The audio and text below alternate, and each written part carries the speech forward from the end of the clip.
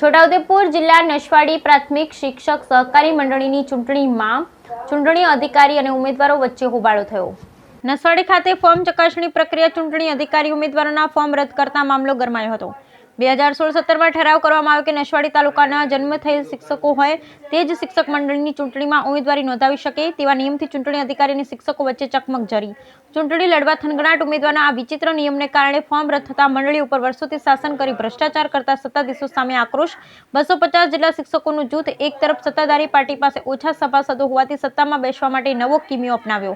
ચૂંટણી અધિકારીના જણાવ્યા મુજબ પ્રમુખ પદની ઉમેદવારો માટે 7 ફોર્મ આવ્યા હતા, જેમાં 5 ફોર્મ માન્ય રાખવામાં આવ્યા। 20 કારોબારી સભ્ય માટે 27 ફોર્મ આવ્યા હતા, જેમાં 14 ફોર્મ રદ અને 13 ફોર્મ બન્યા।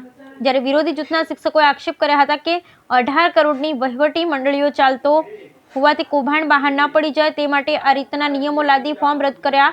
જ્યારે આ બાબતે ચૂંટણી અધિકારી પાસે લેખિતના જવાબ માંગતા ચૂંટણી અધિકારી જવાબ ના આપતા કલાક સુધી રકઝક ચાલી। Bureau report Rehan Patel, Chhota Udaipur. નસવાડી તાલુકા પ્રાથમિક શિક્ષક સહકારી મંડળી લિમિટેડની વર્ષ 2024-25ની ચૂંટણીમાં પ્રમુખ તરીકેના કુલ 7 ઉમેદવારી પત્રો ભરવામાં આવેલ। તે પૈકી 5 ઉમેદવારી પત્રો મંજૂર કરવામાં આવેલ છે, તેમાં 2 ઉમેદવારી પત્ર નામંજૂર કરવામાં આવે છે।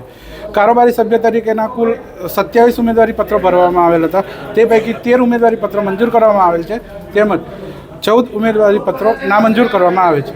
અને જે ચૂંટણી અધિકારી તરીકે નસવાડી તાલુકા પ્રાથમિક શિક્ષક સહકારી મંડળીના વ્યવસ્થાપક મંડળે જે ચૂંટણીના નિયમો પેટા નિયમો આપેલા છે એ નિયમો માનનીય રજિસ્ટ્રાર શ્રીની મંજૂરી સાથેના નિયમો મને મળેલા છે અને એ જ પ્રમાણે મેં નિર્ણય લીધેલો છે।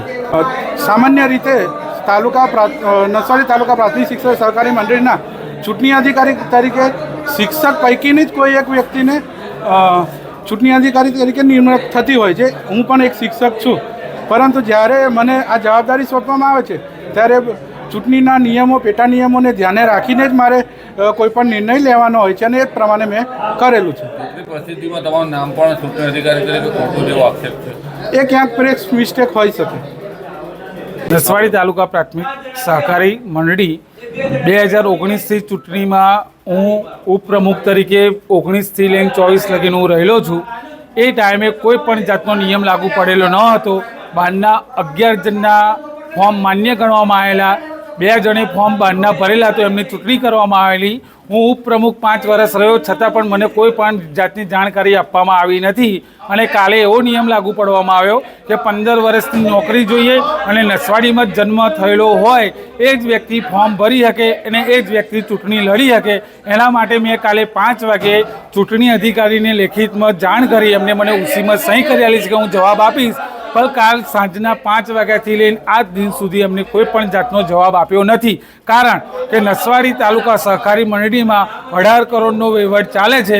એ 18 કરોડના વહીવટમાં પોતાના સ્થાનિકો 28 જણને લઈને 290 જણ બહારના વ્યક્તિઓ છે તેમને ઇન્વોલ્વ કરવા નથી ને 28 જણને 18 કરોડનો વહીવટ સંભાળવો છે ને એમાં સૌથી મોટામાં મોટું કૌભાંડ અંદર ચાલી રહ્યું છે, જેના લીધે આ કોઈ પણ જાતની માહિતી બહાર પાડવા માગતા નથી અને બહારના વ્યક્તિઓના ફોર્મ રદ કરીને પોતાના ધાક ધમકીથી પોતાના નિયમો લાગુ પડાવીને મંડળીમાં અંદર ઘૂસવા માગે છે।